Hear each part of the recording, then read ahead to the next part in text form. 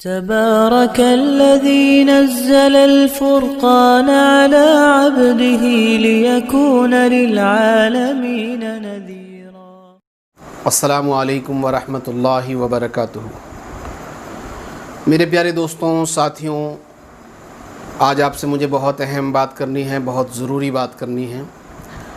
اور جیسا کہ آپ کو معلوم ہے کہ ہمارے پڑوسی ملک کے 59 ایپس ہمارے وزیر اعظم نے ان کو بین کیا ہے، جس میں سے ایک ایپ تھا بہت مشہور اور معروف ٹک ٹاک، اور اکثر اس پہ مسلم کمیونٹی تھی. اکثر جو بچے تھے، نوجوان لڑکیاں تھیں یا نوجوان بچے تھے، بچیاں تھیں، وہ اکثر مسلم کمیونٹی سے آتے تھے. تو میرا ان سے ایک سوال ہے، جیسے کہ اب ٹک ٹاک بین ہو گیا ہے تو اب وہ کیسے جی رہے ہیں، ان کو نیند کیسے آ رہی ہے، وہ کھانا کیسے کھا رہے ہیں، ان کی زندگی کیسے گزر رہی ہے بغیر ٹک ٹاک کے. یعنی شریعت ان کو منع کر رہی تھی، وہ ماننے کو تیار نہیں تھے. قرآن ان کو منع کر رہا تھا، ماننے کو تیار نہیں تھے. حدیث منع کر رہی تھی، ماننے کو تیار نہیں تھے. علماء منع کر رہے تھے، ماننے کو تیار نہیں تھے. اب جب کہ بین ہو گیا ہے، حالانکہ اگر اس کی دوسری شکل بھی دیکھیں تو ایک دوسری شکل اس کی یہ ہے کہ پہلے ہی ہمیں معلوم ہے کہ جو ہمارا پڑوسی ہے وہ کتنا بڑا غدار ہے، کتنا بڑا ہندوستان کو ہمیشہ نقصان پہنچانے کی فراق میں لگا رہتا ہے. ایسے غدار ملک کے ایپس ہم یوز کر رہے تھے، ہمیں تو پہلے ہی چھوڑ دینے چاہیے تھے. ہمیں تو پہلے ہی ان کے سامانوں کو بہشکرت کرنا چاہیے تھا، بہشکار کر دینا چاہیے تھا، چھوڑ دینا چاہیے تھا.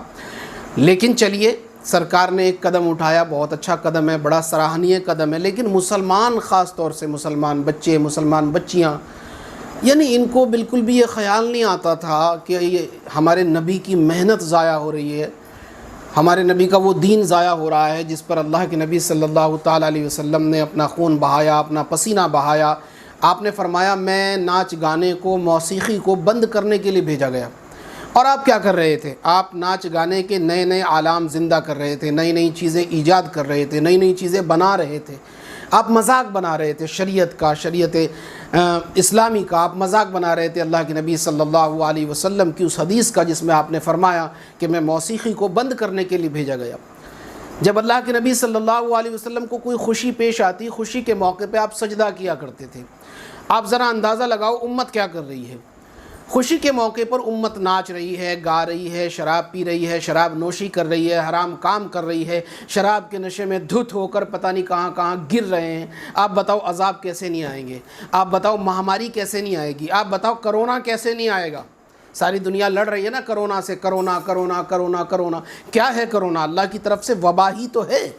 جب امت کے اعمال ایسے ہو گئے کہ امت اپنے ایمان سے بھی ہٹ گئی، اپنے اعمال سے بھی ہٹ گئی، نمازوں سے بھی ہٹ گئی، قرآن سے بھی ہٹ گئی، اخلاق سے بھی ہٹ گئی، حیا سے بھی ہٹ گئی، شرم سے بھی ہٹ گئی. نہ بچیوں میں شرم رہی، نہ نوجوانوں میں حیا رہی، نہ بچیوں کے سروں پر دوپٹہ رہا، نہ نوجوان کی آنکھ میں حیا رہی. پھر عذاب کیسے نہیں آئے گا؟ یہ تو اللہ کا شکر ہے کہ حکومت نے ان چیزوں کو بین کر دیا، ورنہ تو آپ لوگ تو ماننے کو تیار ہی نہیں تھے کسی بھی طرح سے.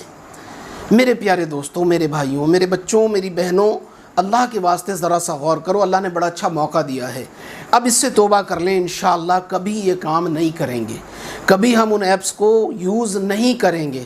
اب تک جس حال میں ہماری زندگی گزر گئی، اللہ ہمیں معاف فرما دے. آئندہ کے لیے اب توبہ کریں، اور آئندہ کے لیے یہ نیت کریں کہ انشاءاللہ ثم انشاءاللہ یہ ساری گندگی سے بھری باتیں اور یہ ساری غلاظتیں انشاءاللہ ہم اتار کر پھینک دیں گے، اور انشاءاللہ اللہ کے رسول صلی اللہ علیہ وسلم کی پوری اطاعت کریں گے.